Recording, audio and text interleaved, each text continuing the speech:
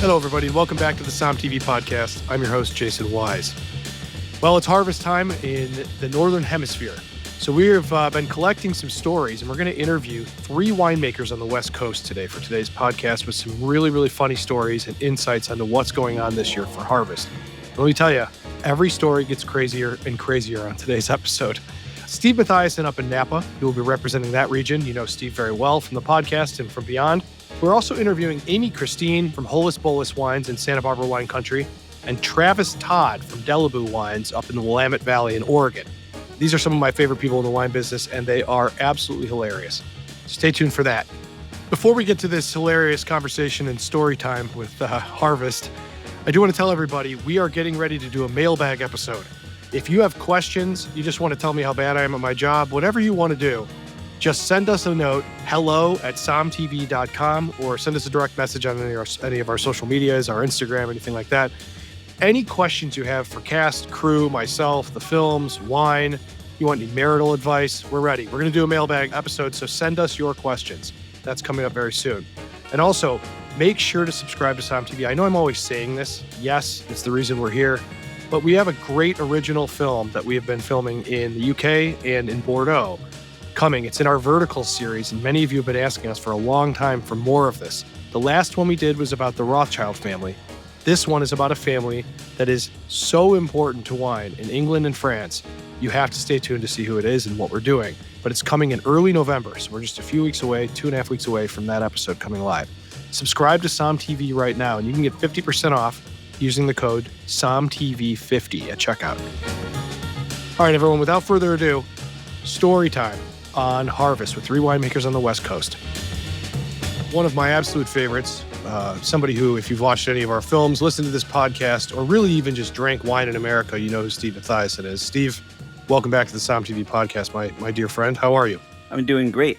I'm looking at the alien poster behind you and thinking about parasitoids in the vineyard eating our bugs. Calling them out from the inside. We're checking with all these winemakers, around the country about how harvest is going, how difficult, how easy, what's happening. And, one tangent really fast. You and I have talked about for years doing a film that's basically a nature documentary set in the vineyard.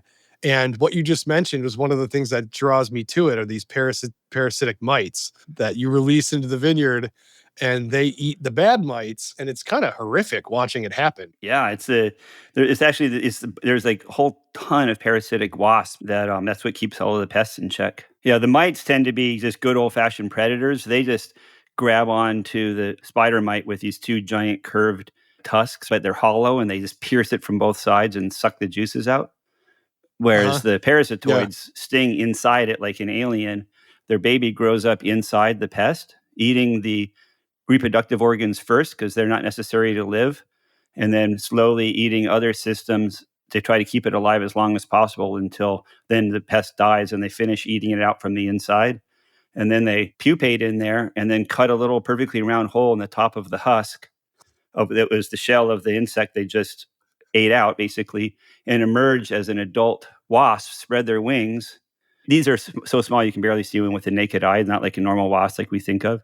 They're teeny tiny, but they spread their wings, and then they fly around and mate and eat nectar and pollen from flowers and find insects to sting and stick their egg into.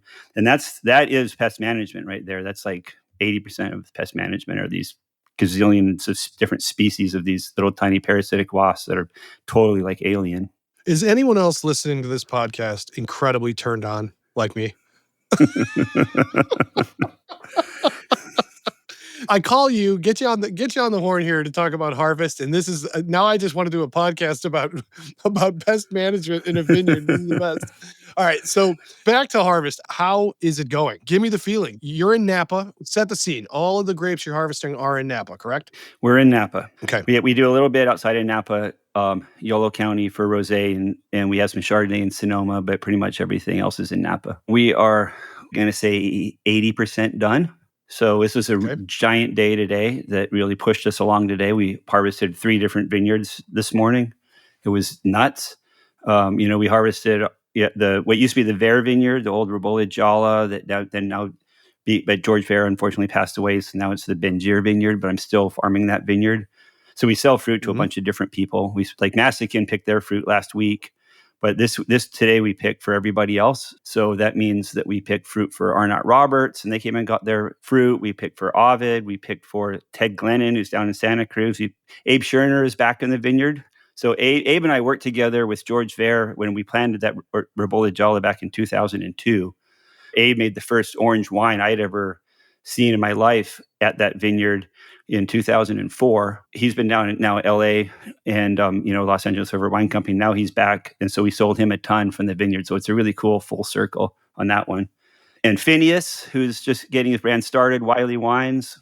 Abe Schoner is on SOM TV, and there's a 2-part series called The Lost Vineyard in our cellar stories, Oh where Abe yeah, Schoner found Palomino vines down in far south of Southern California that are 160-year-old vines, 150-year-old vines, and they made wine from it. So harvested it. amazing. It's a wild situation on a Native American reservation. I tasted that wine with him down in LA, and it was just fantastic. Oh, It's it's so great. Yeah, cool. it's really Cool great. history on that. Yeah. And then we picked our vineyard in Carneros, Cressida Vineyard. We sell fruit to Chateau Montelena and Farniente for that, Chardonnay and Sauvignon Blanc. And then picked our own Mhm. Semillon for our white wine from there.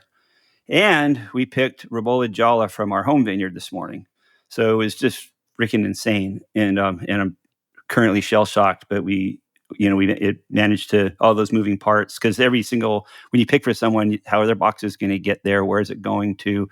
Are you picking the right stuff, the right rows, the right boxes? Like I had a scare this morning because when we picked at night on the Benjir vineyard that Ribolla, and there's four empty boxes that we didn't recognize. It didn't have any fruit in them, and we were done picking, and we're like, who did we miss? And I was like, man, it must have been Ovid. Oh shit! And Arnott Roberts shows up, and they're like, where's all our boxes? Because theirs had their name on it, except for they said these 4 were extras they brought.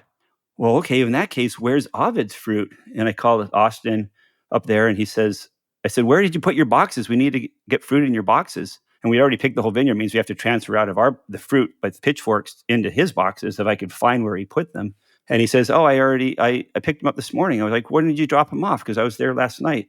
So he came late at night, dropped his boxes off, came early in the morning, picked them up. And so, yeah, anyways, I'm getting flushed right now. I don't know how the hell you keep track of all of this stuff. This is insane. It's insane. Especially somebody like you who does so much management of vineyards. You sell fruit to people. I mean, you are kind of involved in every aspect of how you farm. It is, I just, your eyes must be crossed this whole It's season. nuts. So I'm going to be having a beer with lunch because we got these 3 fields picked. We are really getting close. The weather has been so conducive. It's been an amazing harvest season weather-wise for us. Tragedy did strike a couple weeks ago with a fire up in Calistoga and wiped out the vintage for a few people. Total bummer. Luckily for the big picture, it was maybe, I don't know, I'm going to take a guess and say 5 or 10% of the vineyards in Napa got impacted, and the vast majority are perfectly fine. Just the way the wind currents were, it's just very localized, but it was a total bummer for the people that lost their vintage. For the rest of us, epic year.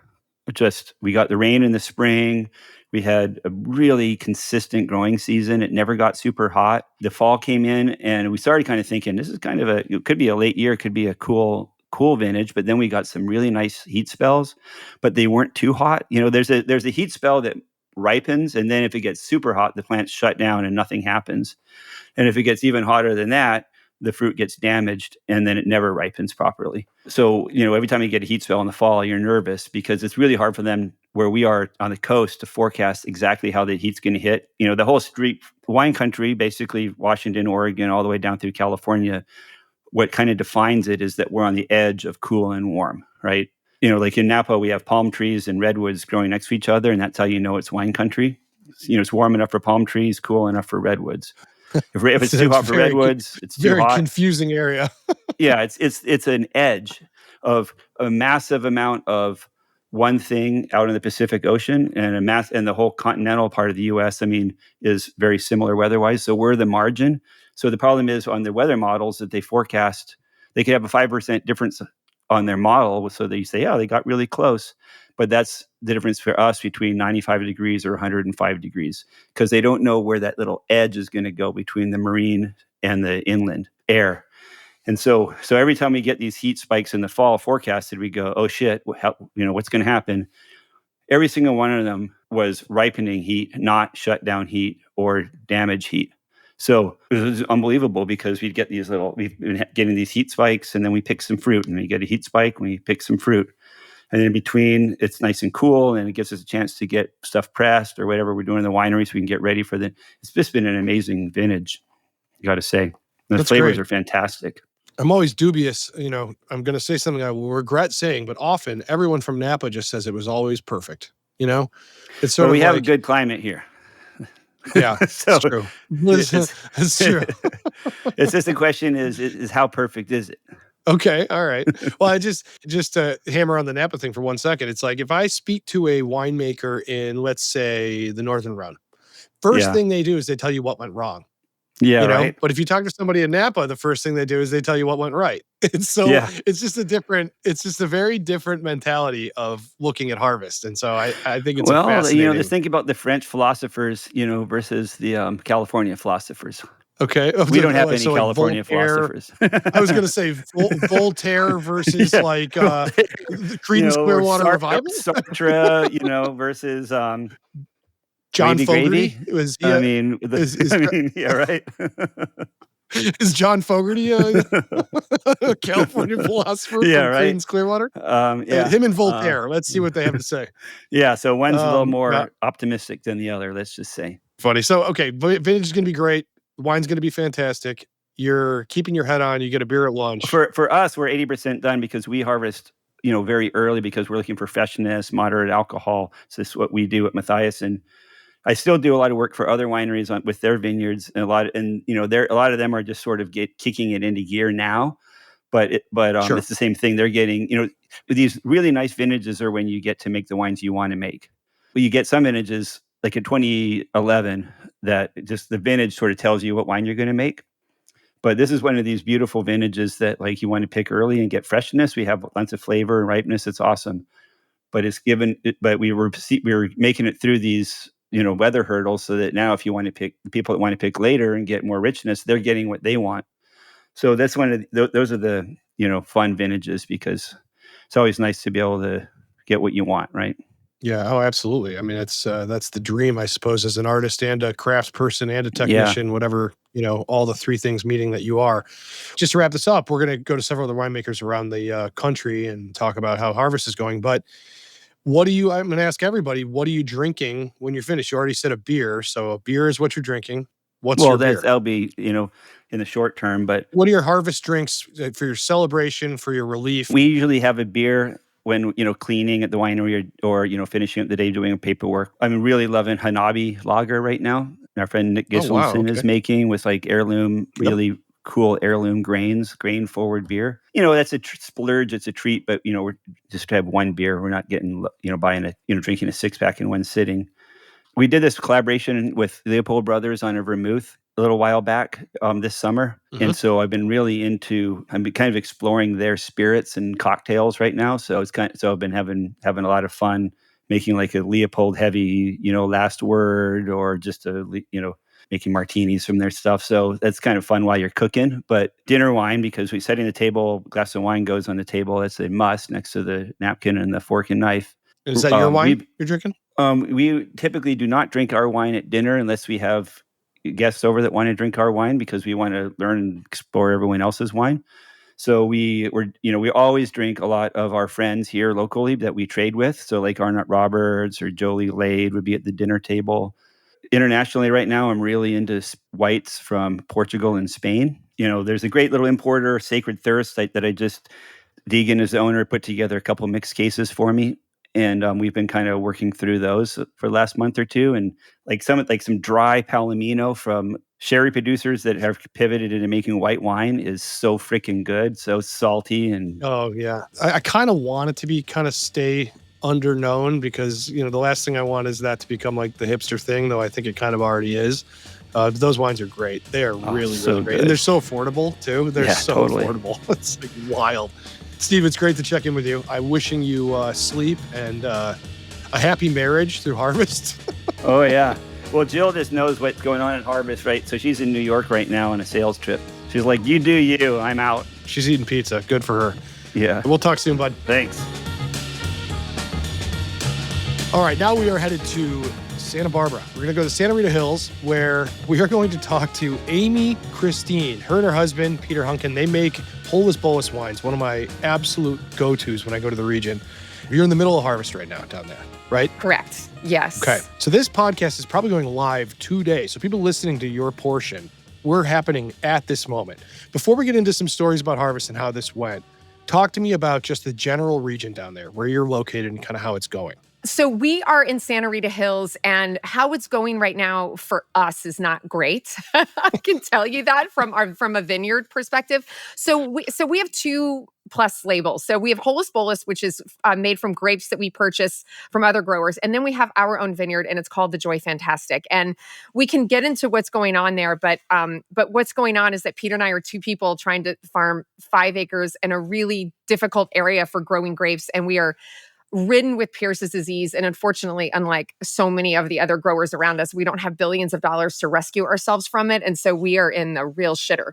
I don't know, that's the technical term for we're fucked. I'm pretty sure, they teach that at UC Davis. Is that so that's what, the glassy wing sharpshooter? What's Pierce's disease? Yeah, only it is. So Pierce's disease is a bacteria, Xylella fastidiosa, in case you were curious. That's what we should get t-shirts, Xylella fastidiosa made. Yeah. So that's the bacteria that's transmitted from a glassy wing sharpshooter or a blue-green sharpshooter, neither of which we have. We haven't caught any of those with traps in our vineyard, but we have caught spittle bugs and cicadas. Cicadas are a new vector, or what we're learning to be a vector.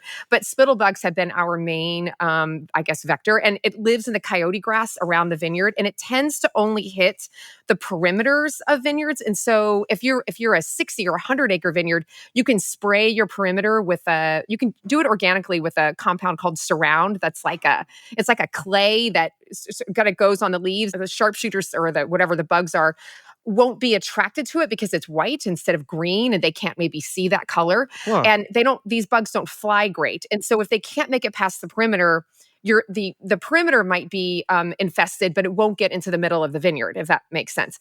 Our vineyard's only 5 acres. So basically the entire thing is a perimeter. So we just started seeing, like, 5 years ago, 5% of our vineyard, then 10% of our vineyard, now maybe 20, and we've now pulled out about 30% of the vines. So we have 2.5 acres of Pinot Noir, a 1/2 acre of Gamay, and 1 acre of Chardonnay. And I don't know if you can see this on my camera. This is what our Gamay looks like this year. Can you see that? Yeah. Oh my God. So That is not reached ideal. About 13 bricks, and it is October 16th. And so if you can even see kind of like how many vines are missing out there. And this is what Pierce's disease looks like, where you don't, like, your leaves will not, if you're just listening and not looking at the picture, the leaves are not green anymore. They've turned yellow, they're brown, they're falling off of the plant before the plant can fully accumulate enough sugar in order to make the grapes worth picking. So our sob story this year is the Gamay is like our best-selling wine in the tasting room, and we're not even going to pick it. It's just going to die on the vine and become bird food. There is a distillery down here called Rock 12 Distillery, and I'm going to say some words that I don't know what they mean, but I was like, what if Peter and I just went out and did not pay to have the Gamay picked, but we picked it in like FYBs, and then we drove it to the distillery and are like, make some Gamay liquor? And then my husband this morning was like, no, we're not. I don't know how to make alcohol. Like, I don't understand. You know what I mean? I was having I can't tell you how many times I've gone to a party and someone said, make sure you bring the Gamay liquor. I was like, okay. Look, I think there could be a demand for it. Would you drink it? Like, if I made some Gamay liquor. I'm a degenerate. I'll drink whatever. I mean, you could bring me, whatever, I'll drink it. But no, I think it's an interesting call. Honestly, what's the harm in trying? You're talking like a brandy or like an eau de vie? What kind of thing? I already told you I don't understand the words I was using. I don't even know what distilled means. I have no idea. What are they going to do? Press the how does that work? I'm a master of wine, but I don't know anything about. Ladies and gentlemen, I forgot to mention that Amy Christine is also an MW, a master of wine, who does not know what distilling means. Thank you to the masters of wine for your service. We are very focused. This is not the master sommelier exam where you know about liquor and cigars and stuff like that. The master of wine is not a master of cognac. It's a master of wine. I'm sure Jancis Robinson is emailing me right now. Yeah, I'm sure she's listening to this. We're kind of tentatively calling this podcast, or this episode you're watching on Som TV, Harvest is a Bitch. And it sounds like for you, it really sadly embodies that. Yeah. So it is just me and Peter in the winery. There is nobody else and we don't have any help. So there is nobody like telling you right before we came on, like I was cleaning the grape the grape elevator and I fell really hard and Peter was in here. I don't know. I landed on my ass in a massive pile of grapes and water. And, so I called him. He came in. He kind of picked me up off the ground. Plus, for some reason, depending on the day, there's just different bugs all over the place. So Uh-huh. usually it's like earwigs on processing days, but today there's just ants everywhere. So after I fell, they're like crawling on me. They're in the ants in my pants, which I've never had ants in my pants. I had them today, so I just stripped. I just got naked, completely naked. I took my pants and my underwear and I laid them in the parking lot to dry, and then I was walking around pantsless in the winery for just a hot minute before Peter got You're me. just poo bearing it around the winery. Yes, I was. And then I put on some pants that you would use to clean the press. And I just kind of went commando in that for a while. We were having a nice day out here. So my pants and my underwear did eventually dry in the sun. I don't know if my neighbors saw it. I quite frankly don't care. I just put everything out there for everyone to see. So, I actually have your between neighbor on the phone. Let's cut to them. No, I'm just kidding. All I can say is, I think you need a stimulant right now. Maybe like some coffee. Can we get you some cocaine? What can we do for you right yeah, now? all of the above. Harvest is like what a stimulant. Are you sleeping? Just a quick question. I've asked everybody this No, but question. I don't sleep ever. Like I'm not a good sleeper, so that's not like a thing that I do well. So harvest doesn't change that. Sometimes I'm so physically exhausted at the end of the day, I sleep a little better. We go to bed early. I mean, I live in Solvang, for God's sakes, Jason. What do you think there is to do here? We're usually in bed by Eat 8:30. We get up at eat 6:30. pancakes. You eat We pancakes eat some in Able Solvang. skivers, as we've discussed, and Yep. we go to bed early. I watch The Gilded Age in bed for about an hour and a half before I take enough melatonin and gabapentin to where it knocks me out. And then I wake up at 3 a.m. and spiral until about 5 and then sleep until 6:30. I will tell you, if you're ever single again, that is a hell of a dating profile right there. Just write that. Gilded Age. You know what's great? You are speaking what everyone's brain is saying inside. Like you're doing it. And but I will say this, maybe the pain breeds great wine because your wines, I don't know. I'm assuming many people who are listening to this have heard of Holus Bolus. If you haven't, congratulations. There's one of the best secrets in California, let alone America. Your wines are amazing. So Thank you, but I don't want to be a um, secret. Can we not be a secret anymore? no, Everybody no, buy no. all But the wine. don't you understand the way this works? The way like sommeliers and wine people, they want to be the one to say, "I discovered you." So, ladies and gentlemen, I am introducing you to Holus Bolus, and as soon as it gets too big, we won't drink it anymore. Yeah, Oh great. no, I'm We're just kidding. The wine 21 is vintages in, and what I need is for somebody to stop drinking the wine. Yeah, no, and no, maybe no, maybe no. we could move on to another career. Well, your next career will be you'll be making Gamay liquor, and you will be a kingpin. So, well, Yes. when will you be done? You've been harvesting now for how many days? So we brought Sauvignon Blanc in September 8th for a client and for Wine Slut for my other label that I have called Wine Slut. That is, it was a negociant brand where I was buying bulk wine in barrels from friends. And then what happens is you can't find the stuff that you want, and then you end up making the wine, and it was never what it intended. But we're going to make some orange wine, which is not a good wine, but people tend to like orange wine. I hate it, but I'm making it because I feel like that's what I should do. Does that make sense? You have no idea how much I understand in maybe different context, but yeah. Yeah. Man, do I want to go down the orange wine tangent? I won't, but that sounds good. Yeah, I mean, let's people do not. love it. People do love Yeah. it. People are fans. My tagline on the orange wine that I make is orange wine that's not fucked up, or orange wine that doesn't suck. And it doesn't No. suck. Is it my favorite wine we make? No. It's like that's not because that's not it's not like for me.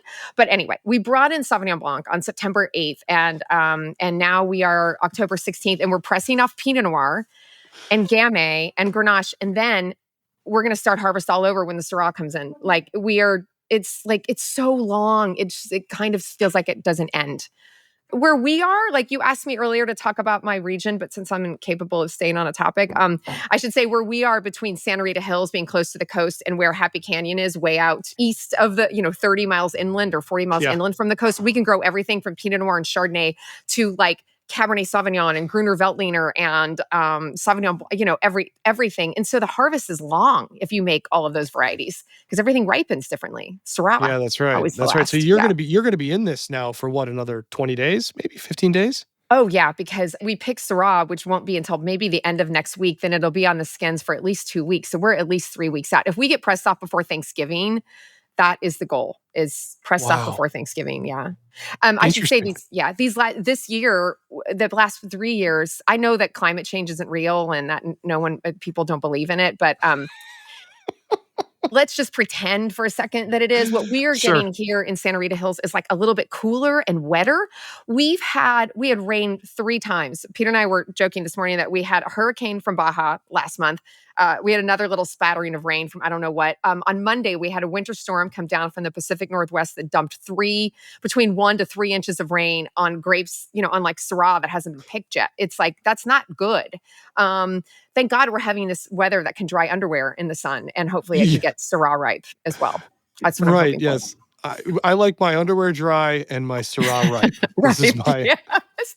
That's a t-shirt. I feel like we've made a bunch of t-shirts on here, Well, which I'm excited about. I'm ready. I'll wear any shirt you send me. Other than the terrible situation going on in your vineyard with Pierce's disease, everything else is going relatively smoothly. Yeah, and something really good happened this year. I feel like whispering this. Sure. We got rid of a client, or the client got rid of us, or we parted ways amicably. I'm going to put that in quotes.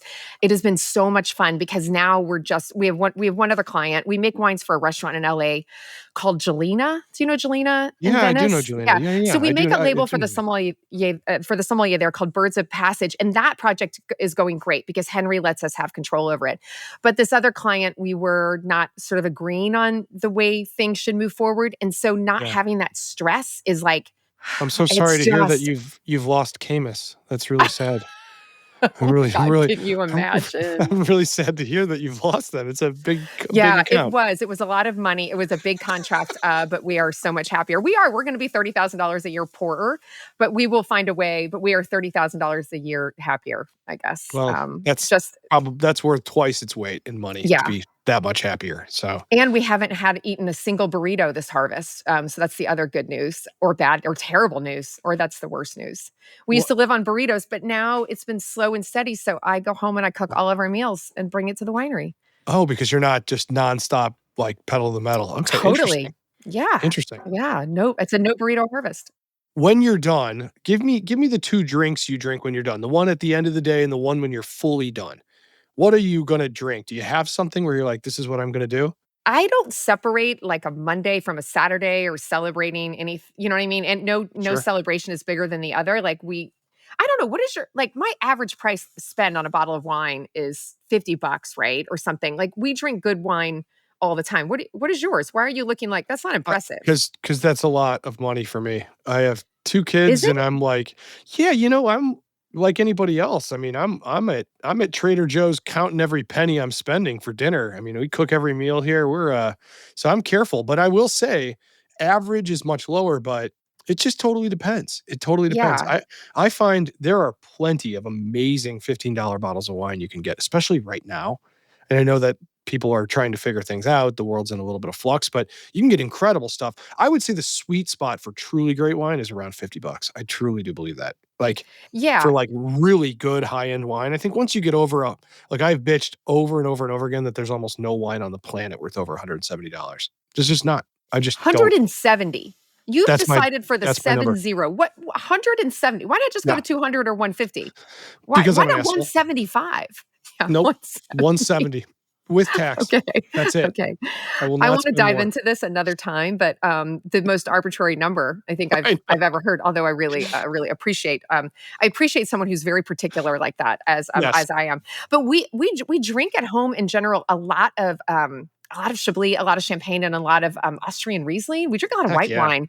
I have been super disappointed in like red Burgundy pricing. We buy almost everything wholesale through Kermit Lynch and Skurnick because we have we have a resale license, so we can buy wholesale direct. But I mean, I was looking at the Kermit book this morning, and I worked for Kermit for 10 years, and I love those producers. But one of them that I love, just wholesale, a bottle of Santenay, it was $120 wholesale. It's Yeah, like it's for red berry, brutal. it's really, really expensive.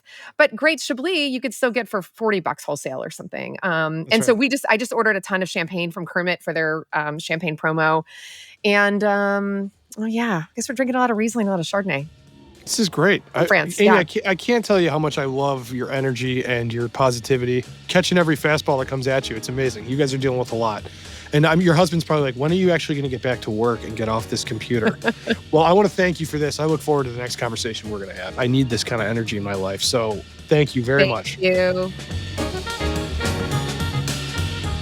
Let's head up to the Willamette Valley, where we are going to talk to winemaker, really just a fantastic all-around beard wearer right now. Get your harvest beard on, Travis Todd from Delaboo Wines. We're going to talk harvest here, kind of how it went, how it's going. Did anybody get themselves caught in a fermenter? Anybody die? Anybody barf? What stories do we have from harvest in the Willamette Valley, Travis? Well, thanks, Jason. I'm excited to share my version of what's been going on up here in the Willamette Valley. You represent the entire Willamette Valley of Oregon. So anyone from that region listening, here is your representation of the entire region. I'm so happy to speak for everyone. I feel like I finally reached my pinnacle. Everyone will agree with me. I'm certain of it. So you done harvesting? Grapes are done? Grapes are all in as of like a week ago. And now we've got things fermenting. Some of our first stuff that came in, we're pressing it off.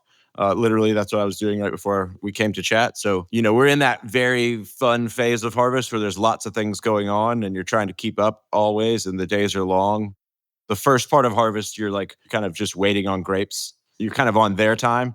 And then it kind of switches from like late nights to early mornings. The days still go really, really long, but it's kind of a little bit more in our time frame. What's the vintage look like from a standpoint of up in the Willamette? I guess if I'm speaking for the entirety of the Willamette Valley, there's a lot of other things too.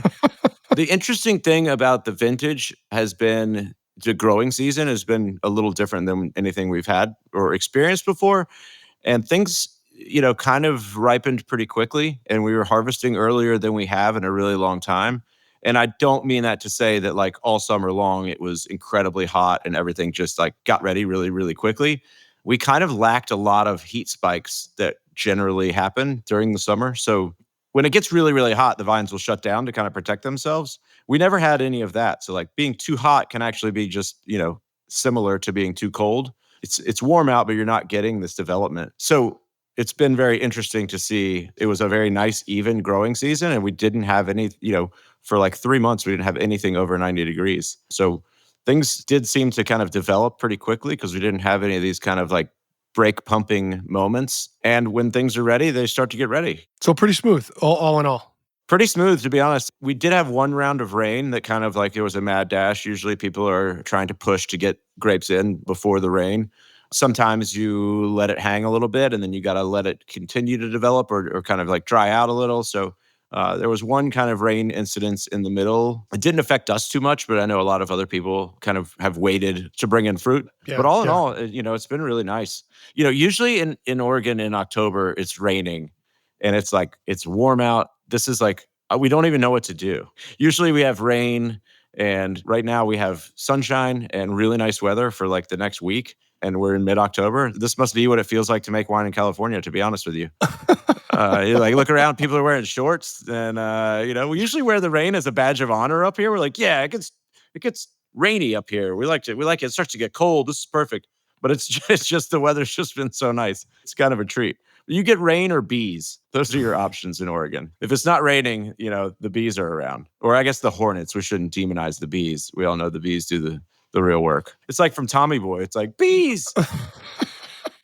That's like more fun. It's like, oh, Yellow Jacket. Nobody wants to say, hey, Yellow Jackets. No, it's always the best to talk to winemakers during harvest because it's very like you're like a character out of a Scorsese film who's been up too late. It's like too good, man. I love it. People always ask me, they come and they're like, oh, you got your shirt tucked in. It's like, well, I've had a bee up my shirt. It's like, this is not because I want to look nice. It's because I don't want a bee to fly up my shirt.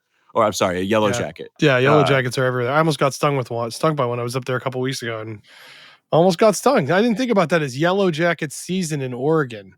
Have you tried to co-ferment with any yellow jackets? How's that? Oh, some of them end up in there for sure. I don't know if that's what everybody wants to hear or not. Yeah, Steve Mathias and I talked about predatory mites and all sorts of other crap. So this is not that far off.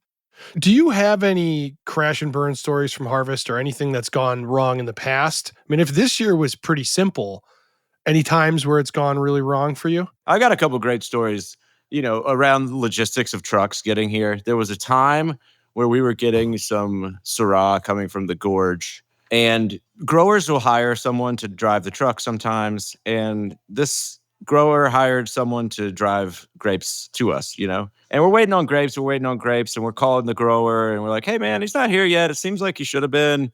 And he's like, well, let me try to call him. And he tries to call him and can't get in touch with him. And turns out whoever he had hired, we won't name names here, but whoever he had hired had been pulled over and was hauling and was using a stolen trailer to haul the grapes. And so the grapes trailer were impounded overnight until they could figure this out, and then kind of delivered the next day. And, it was one of those kind of ridiculous things where you're waiting and you're just waiting on grapes. And you're like, when are they going to be here? And then you don't hear anything and you're like, I mean, can I clock out? Like, can we just go? This seems like we should just be able to go. Like, when it gets here, just give him the keys to the forklift, tell him to unload it. We'll deal with it tomorrow. Did they impound the trailer and the grapes? What happened? Yeah, they impounded the trailer and the grapes. And then the grower had to go kind of bail it out the next day and like kind of explain what happened. And it was like, look, I hired this guy. He had an allegedly stolen trailer. I don't actually remember how it resolved as far as who went and got and bailed out. But like it was another 24 hours before we actually got the grapes that were harvested and picked the day before. So they sat there. Was the wine fine? Yeah, of course. You're going to, it's like, I think it's let's pull the veil back here a little bit on like how all this works is like, everything is a pretty painted picture. And I think this is what drives me crazy sometimes. It's like, everybody just wants to say everything went perfect. Yep. And it never, ever does. And if you expect it to go perfect, if you have that level of control, you have an amount of money that I don't understand. And certainly, I guess some people do, but it's like you have so many moving parts that come together for this just to get grapes to the winery. That's like, okay, I got to get a crew. Okay, hey, I've made a decision that I want to pick based off of sampling and looking at the vineyard all year, right? And then the mobilization of that is like, okay, I want the grapes picked. I'm the winemaker. I get to demand the date that the grapes get picked. Then the grower starts to mobilize, and sometimes it takes a couple days to get a crew together. So you try to like see all of this ahead of time and go, I want it to be picked this day. And the best case scenario, they pick it in the morning, they drive it here, you're processing it, it's still cold, everything is perfect. But it's just not the reality of the world. There's other things being harvested right now. There's hops being harvested. We go through a grass seed thing. There's like so many trucks. The valley is abuzz, and it's not just us. It's a lot of other things that are getting harvested. So there's lots of trucks on the road. There's lots of traffic. There's lots of like just chaos and variables completely out of your control. And it doesn't always just show up in the morning perfectly picked like every marketing video shows you. It's sometimes you're like, man, when are you going to be here? And you're just kind of waiting, and you do your best to get it in as close to perfect as you can, but it just isn't really the reality. And most of the time people are picking, I mean, we're pretty small and we buy grapes from vineyards that other wineries purchase grapes from. So it's not like you can go out and pick 2 tons of grapes every day. You've got other people that you're trying to please as well. You got multiple trucks going out. Sometimes those trucks are going to multiple wineries, and you're like, whoever unloads the truck is on their lunch break. And then the next thing you know, you're here forever because they went to the other slow winery first and they didn't prioritize getting the fruit off the truck. Grapes come from outside. They're kind of gross. They're dirty. They're really sticky. You want to handle things as quickly and as cleanly as you can. But like the reality is just that nothing is perfect, and you do your best as a winemaker to react to those things and still make something that's really incredible. Yeah, well, the good news is your wines are great. This is why I had you on the podcast. You make some good stuff. So, Thanks. I mean, I wish you didn't work with people who stole trailers, but that's just your way. Hey, It's just, you want the goods, you got to work with a shady character every once in a while. It's just. trust me, I'm in the whatever business. I'm in the film business, the entertainment. I don't know. And trust me, there are no unshady characters. That's all there is. It's the closest I get to feel to Goodfellas. You know what I mean? Some guy with a stolen trailer.